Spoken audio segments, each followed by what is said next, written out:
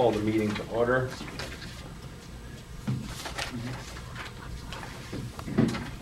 Minutes from the most recent meeting were distributed previously. I'll make a motion to corrections? accept it. Thank you, Lynn. Any corrections or adjustments?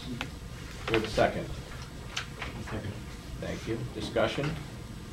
All in favor? Aye. Opposed? Minutes carrying.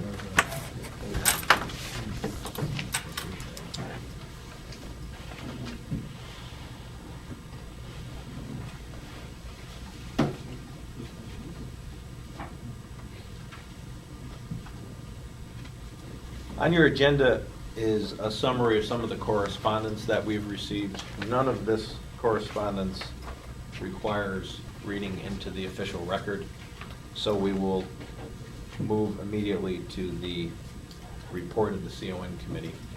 Jim? The CON committee met several weeks ago and discussed the application of Town of Day, and it was ruled complete, sent for fitness and competency. And we've scheduled a public hearing to be held here at Remo on Friday, November 22nd at 3 o'clock for them. We also received a application for transfer of operating certificate from Stillwater to Malta Ambulance. The committee met on that tonight, and pending receipt of one more document, we're going to forward that for fitness and competency review and wait to hear results from that. We also received an application from Saratoga Fire Department for conversion of their municipal CON to a permanent CON. We have done nothing with that yet. Thanks, Jim. Any questions for Jim and the CON committee?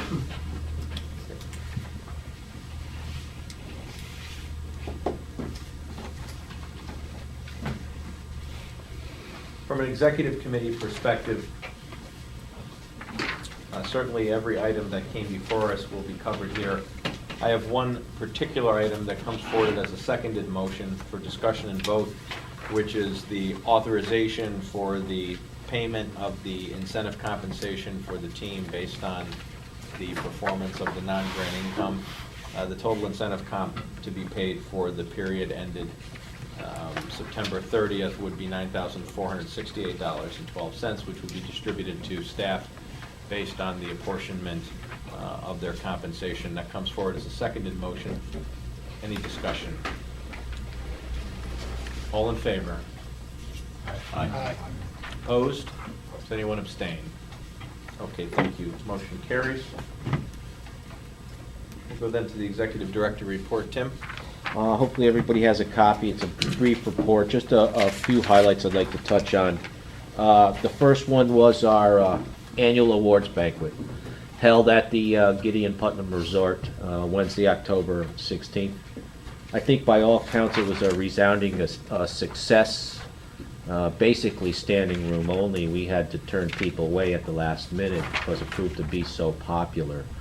But very appreciative to the staff of Saratoga Hospital for their help, and especially the staff at the Gideon for making it such a great night. The only other thing, and I don't know if there's some agency administrators here that want to take this back to their folks, is the anthropometric study that we were initially going to schedule for November has been bumped back or bumped up into the first week of January due to the governmental shutdown. We're working with government folks and folks from the CDC, and they were actually shut down for almost 16 days. So that delayed everything with this study. I think we have it up on the website. We've contacted our current registrants for this to see if they will re-up for the study in January, and we'll pursue that. So and that concludes it. A couple other items there for you, but if anybody has any questions, I'd be happy to answer them. Questions for Tim? We also have a motion that was made and seconded, comes forward to the council for the purchase of some Remo training equipment, some Sager splints, some KEDs, suction units, some mobilization collars, and some other items necessary for training. It's a seconded motion from the executive board in the amount of $1,249. Any questions regarding these supplies for Tim? Any discussion? All in favor? Aye. Opposed? Does anyone abstain? Thank you.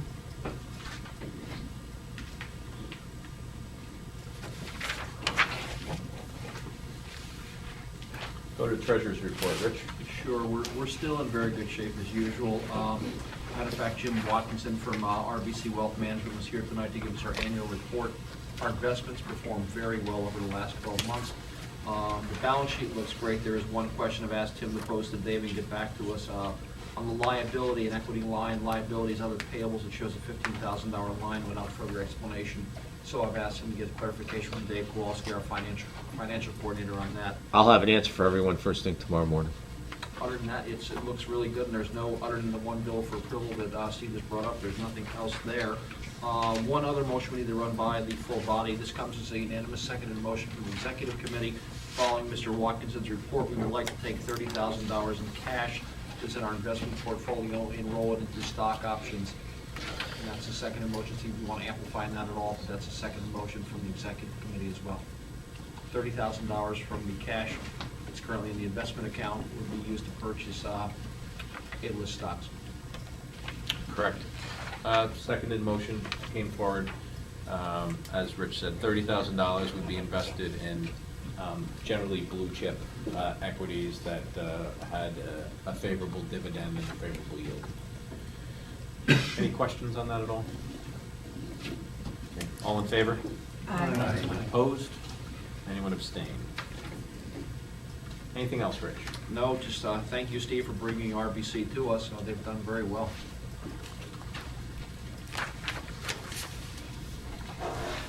Thanks, Rich. Report of the GPO, Mr. Kroll.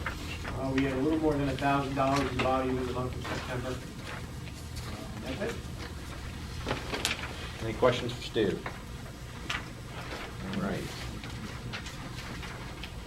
Dr. Daly, let's do the trifecta of the Medical Directory, Medical Advisory Committee, and Academic Committee reports all together. One trifecta coming up, sir. So first, I'd like to once again congratulate the winners of these regional awards. I apologize to Emily, but I could not make it out to Buffalo this weekend to watch her receive the state award. Congratulations to them. Lynn, sitting here as, am I being accused of speaking too quietly? Never had that happen before. I'm sorry, Clary.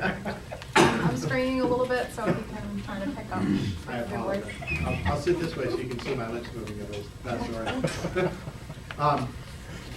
So congratulations to Emily again, and congratulations to Lynn. Everybody else in the room is a winner, but I don't think we gave anybody else an award. I was unfortunately not able to make it to Buffalo, so to speak, at the UVM conference, where we were well received. They're doing some very interesting things in Vermont that I think we should keep an eye to.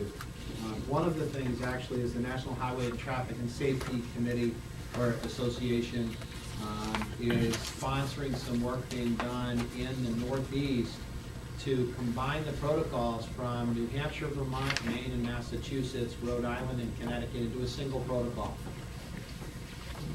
We talk about how unusual it is that cardiac arrest should be managed differently in Buffalo, Times Square, and Suffolk County. They're looking to do it across a much broader swath. I thought that was very interesting. So I'm going to pay attention to how that's working there and whether or not we can bring any lessons back to here. At the same time, our protocols as of January will be one protocol from the Yonkers line to Quebec, which is something that people in this room have been working very hard on for some time. So some interesting things happening here. Other news from the state meetings that Rich has been good enough to pass along as it goes. Intranasal Narcan based on the work of Remo in particular, and the examples of Hoag's Corners has now moved to the BLS level of care. Both CFRs and EMTs will be able to do this in New York State the same way that they can albuterol or other things by application there to their local REMAC. So I think that's pretty exciting that we've moved this along so well within the state and served as that example. Some interesting things to keep an eye out for. We have an app for our protocols. that is in its final beta stages and then will be released. It frankly looks pretty good right now. It's just showing some people in the back. It's a pretty nice, easy to use application. We'll even give directions by phone GPS to a hospital for you, so that if you are going from one place to somewhere you don't know, you push the button for that hospital and it will give you step-by-step directions from your current location. So it's pretty useful. It'll also tie directly into our recorded lines as they exist as of right now. Our updates for the protocols will be negotiated along as time passes. If anybody has anything specific that they want to add to that, please go to the website, click on the SurveyMonkey link, and add whatever interesting things you want to see in the protocols to that. Any comments there will be the best place for us to move forward. At this point, we've got 76 comments that we will be sorting through, and we're going to be looking at Rochester, Buffalo, and some other examples throughout the state for best practices to integrate into this new set of protocols. At this point, I think a reasonable date for us to look to release of the new collaborative protocols would probably be 1/1/15, and we'll be talking with the state about how that's going to work for our intermediates and advanced EMT. Two other things. First is backboards. You will hear questions about whether or not backboarding has changed. It has not yet changed. It will change. There's a push on from the American College of Surgeons and the National Association of EMS Physicians to get patients off backboards when physically possible. Among the things that we have heard along the way is that backboards should be removed after the patient is put on the stretcher. Unfortunately, no one has quite figured out how to do that yet. So my biggest fear is that we will start to try to take those boards out and we'll end up dropping people on their face on the floor, which seems like a really bad idea. I'd rather have them bounce along city streets on a backboard and then take them off when we get to the hospital. So there's some different settings associated with backboards that still have not been figured out. So we're trying to make sure that we don't end up hurting our patients along the way with those. One of the things that we will be doing at the Med starting in November is when an ambulance agency drops their patient off, they will be assisted by nursing in taking that patient off the backboard at the time of delivery of the patient, so you leave with your backboard. For those of you that haven't been to the Med lately, you can barely make it into the hospital because of all the backboards. Our goal is to make that all go away, and that everybody leaves with their backboards. Also on the same note, traction splints. You can't leave with a traction splint, but we have had some disappear. If you have a traction splint at the Med, let Art know, let me know, so we can make sure to get that back to you rather than have it disappear. Talk to the charge nurse as well when you leave a patient with one. We will be talking to our orthopedists as well as with our trauma surgeons and expect to see a regional recommendation for traction splints to be the Sager or the Kendrick traction device or some other linear traction applying device that does not involve pressure on the ischium. In other words, not the hair. Because the hair rotates the pelvis, causes lumbar spine distraction, probably not the best thing for our patients. So, I think that's all I have right now. But of course, I'll come up with something else in 5 minutes and we'll have an extension. Thank you, Dr. Daly. Thank you. Any questions for the good doctor? Okay.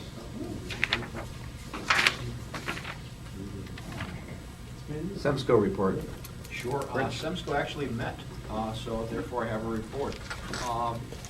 Everyone should have a printed copy at their place, and I also want to just go over some of the highlights. A few things from the Bureau. Ms. Burns reported that Article 30 reform is not dead. I'm sure Steve can chime in to troll more on that at some point.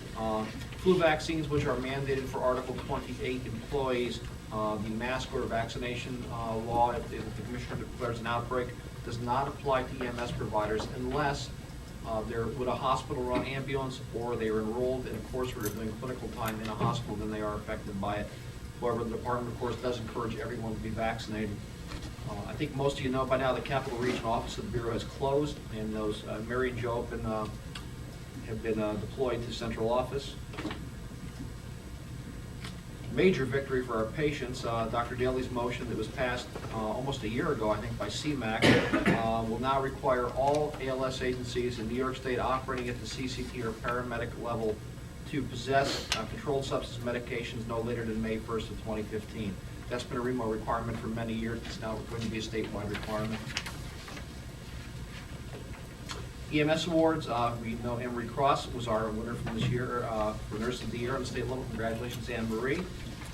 And next year's officers, Mr. Kroll is the first vice chair, and he will be chairman in 2015.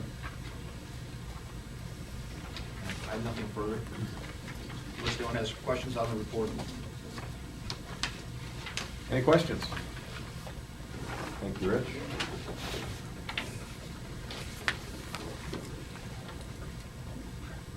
Nurses Committee. Henry Cross. We didn't meet in October, we're meeting in November, we meet every other week. Okay.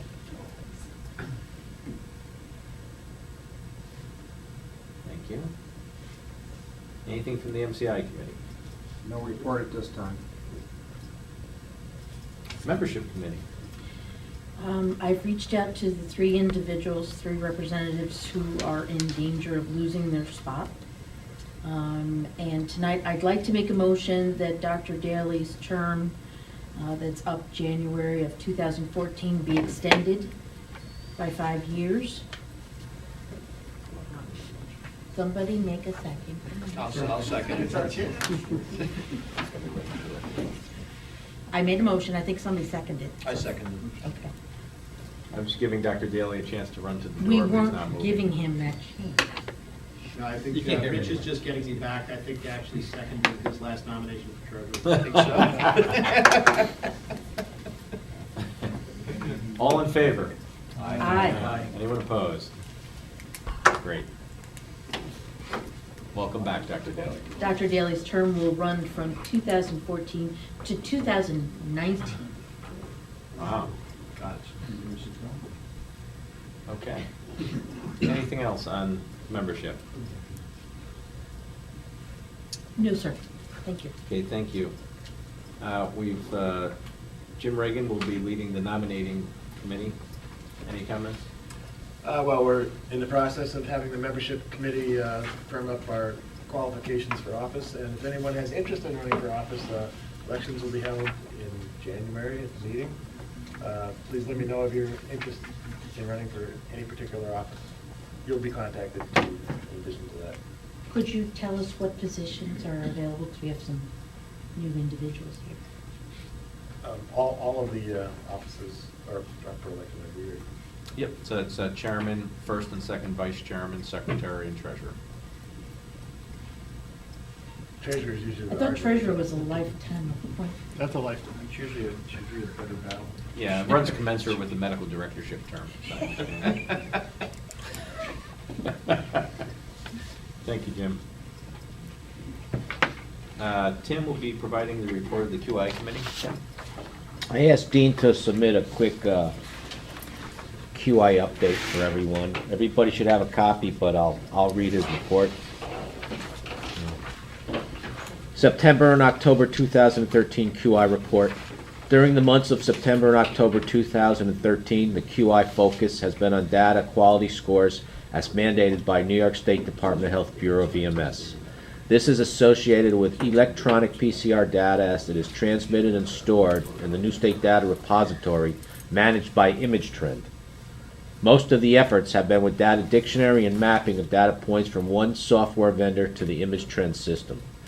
Data quality scores and agency end users having access to the data in the system has also been a focus. The next phase of this effort will be analysis of the data scores and plan to improve by agency. The committee did not meet in July, August, or September, and there were only a few people present. Correction. The committee had not met in July or August. September, there were only a few people present at the meeting, and October's meeting was canceled due to the conflict with the state meeting schedule.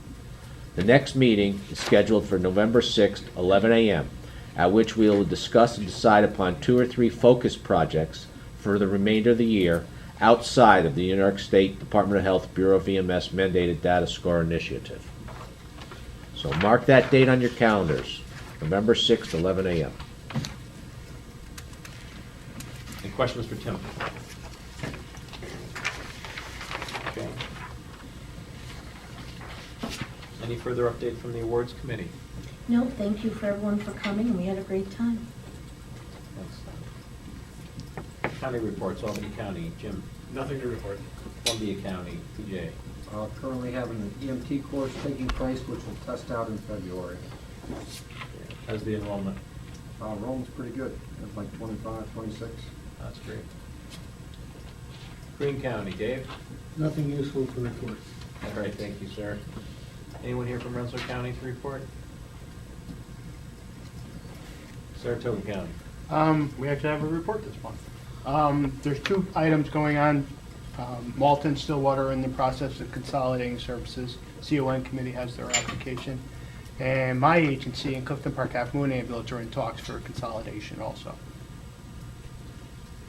That's it, sir. Great. Thank you. Schenectady County, Jim? Nothing to report. Our county meeting is actually going on tonight. Okay. Thanks for being here, though.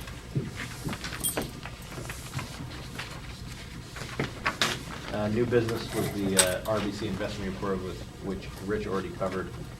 We had one item of old business. There's a letter here from Pleasantdale Fire Department. We received an amended transportation agreement stating that the agency will only utilize transporting agencies within their operating authority. This was a clarification on their previous application. The letter is here for anyone's interest. It's not required to be read in its entirety, so I'll just leave it here in case you're interested in taking a look at it. Is there an actual transportation agreement or just this letter? The letter is part of their BLS-FR application. Okay. And I wasn't present at the September meeting, but it was brought to my attention that in their application, they listed one agency that did not have operating authority within their district. Right. So this letter is an amendment to that, to make their application complete now. The reason I ask is theoretically, this is one-sided. It's Pleasantdale saying we're going to use Hoosick Valley and Empire, but have Hoosick Valley and Empire agreed? Well, Steve can speak for Empire, Yeah, obviously. it's part of their application. Okay. Yes. Thank you. Yes.